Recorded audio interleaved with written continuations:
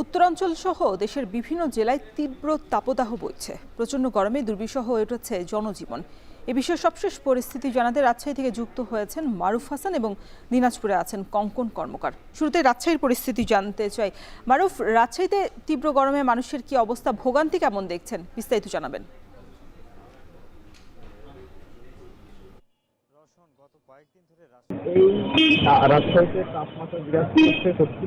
রাজশাহীতে তাপমাত্রা বিরাজ করছে 36 ডিগ্রি সেলসিয়াস তাপমাত্রা। সকালে যেটি ছিল 28 ডিগ্রি সেলসিয়াস তাপমাত্রা। বিশেষ করে দুপুর থেকে শুরু করে বিকেল পর্যন্ত 2টা থেকে 5টা এই সময়টাতে সর্বোচ্চ তাপমাত্রা পৌঁছায় কিন্তু এই অঞ্চলে, যার কারণে স্বাভাবিকভাবে মানুষের তৃষ্ণা বেড়ে যাচ্ছে এবং তারা প্রয়োজন অনুযায়ী তাদের বিশেষ করে ডাবের রস এবং পাশাপাশি খেজুর রস সহ আরও যেসব আনুষঙ্গিক পানীয় পাওয়া যাচ্ছে সেগুলো কিন্তু তারা খাওয়ার চেষ্টা করছেন এবং তাদের তৃষ্ণা মেটানোর পাশাপাশি বিশেষ করে বয়োজ্যেষ্ঠ এবং শিশুদের এই সময়গুলোতে আসলে নানান রকম রোগে আক্রান্তর যে প্রবণতা সেটি কিন্তু আমরা দেখতে পেয়েছি যে হাসপাতালগুলোতেও কিন্তু তাদের বাড়তি ভিড় কিন্তু দেখা যাচ্ছে। পাশাপাশি এখানে শ্রমজীবী যে মানুষ আছেন তাদের আসলে এই সময়ে যেহেতু দীর্ঘ সময় ধরে বাইরে কাজ করতে হয়, যার কারণে তীব্র তাপমাত্রা থাকার কারণে তাদের কিন্তু কাজ করতে সমস্যার সম্মুখীন হতে হচ্ছে। পাশাপাশি অটো চালক, রিক্সা চালক যারা আছেন তারা পর্যাপ্ত পরিমাণে তাদের যে যাত্রী সেটি কিন্তু পাচ্ছেন না, যার কারণে তাদের দৈনন্দিন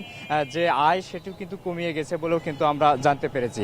তবে আবহাওয়া অফিস বলছেন যে আগামীতে অর্থাৎ আগামী সপ্তাহ থেকে তাপমাত্রা কিছুটা কমে যেতে পারে এবং বৃষ্টির সম্ভাবনাও আছে বলেও কিন্তু তারা বলেছেন। তারা বলছেন যে যদি তাপমাত্রা কমে যায় তাহলে জনজীবনের যে ভোগান্তি সেটি স্বাভাবিকভাবেই কমে আসবে এবং স্বাভাবিকভাবেই মানুষ এই অঞ্চলে আসলে চলাফেরা করতে পারবে এবং পূর্বের যে তাদের কর্মচাঞ্চল্য যেটি ছিল সেটি আসলে চলে যাবে বলেও কিন্তু তারা বলছেন।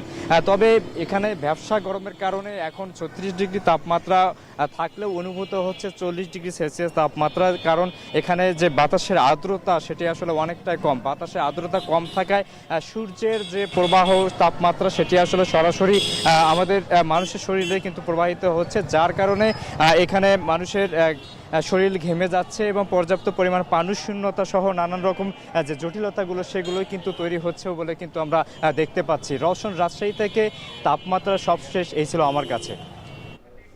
আমরা শুনছিলাম তীব্র গরমে অতিষ্ঠ জনজীবন।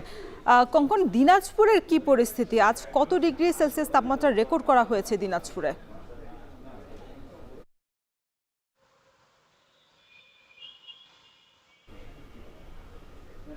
রওশন, আপনি জানেন যে উত্তরাঞ্চলের এই যে চলমান যে তাপদাহ, উত্তরাঞ্চলের জেলাগুলো কিন্তু উত্তপ্ত।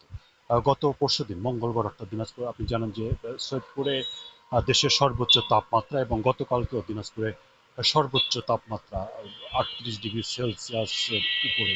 জনজীবন বিধ্বস্ত। আপনার গত কয়েকদিন ধরেই কিন্তু তাপদাহ চলছে। এই অবস্থায় কিন্তু জনজীবন বিপর্যস্ত, জনগণের ভোগান্তি বাড়ছে।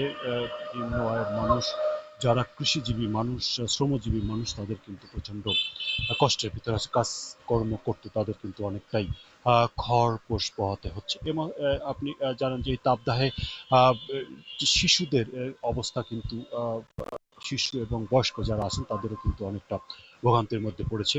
দিনাজপুরের যে স্বাস্থ্য বিভাগ তারা বলছে যে এখন পর্যন্ত দিনাজপুরে তাপদাহের কারণে যে ডায়রিয়া এবং নিউমোনিয়া এর প্রকোপ কিন্তু কিছুটা বেড়েছে, তবে তারা বলছেন নিয়ন্ত্রণে আছে। আবহাওয়া অফিস যেটি বলছে যে আপনার এই তাপদাহ আজকের ভিতরে কিন্তু এটি স্বাভাবিক হবে। কালকে থেকে কিন্তু তারা বলছেন যে বৃষ্টিপাতের সম্ভাবনা কিন্তু আছে। এর বাইরে আমি যদি বলি কৃষি বিভাগের কথা, আপনি জানেন যে দিনাজপুরে ধান কাটার মৌসুম চলছে। এই অবস্থায় কিন্তু দিনাজপুরে এখন পর্যন্ত প্রায় 85% ধান কাটা হয়েছে এবং আরও প্রায় 15% বাকি আছে, যার ফলে কিন্তু এই তাপদাহের কারণে কৃষি শ্রমিকের যে সংকট সেটি কিন্তু বেড়েছে।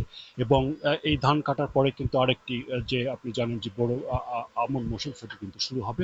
তো এই আপনার এই অবস্থায় কিন্তু কৃষি বিভাগ বলছে যে তাপদাহ তাপদাহ কিছুটা পজিটিভ থাকলেও কিন্তু এটি কিন্তু দীর্ঘস্থায়ী হলে কিন্তু সেক্ষেত্রে এটি সমস্যা হবে। যদিও আবহাওয়া বিভাগ বলছে আগামী 2-1 দিনের ভিতরে পরিস্থিতি অনেকটাই স্বাভাবিক হবে, তারা বলছেন। কিন্তু এই অবস্থায় যদি আবহাওয়ার কথা বলি, এখন কিন্তু আকাশে সূর্য সকাল থেকে সন্ধ্যা পর্যন্ত সূর্য কোনো রকম কোনো বিরামহীনভাবে কিন্তু এটি চলছে এবং সব ঠিকঠাক থাকলে আবহাওয়া যেটি বলছে আগামী কাল থেকে বৃষ্টি হলে পরিস্থিতি অনেকটা স্বাভাবিক হবে। এই ছিল রওশন দিনাজপুর থেকে তাপদাহের সর্বশেষ খবর। আবহাওয়ার খবর জানাতে আমাদের সাথে দিনাজপুর থেকে যুক্ত ছিলেন কঙ্কন কর্মকার এবং এর আগে রাজশাহীতে ছিলেন মারুফ হাসান।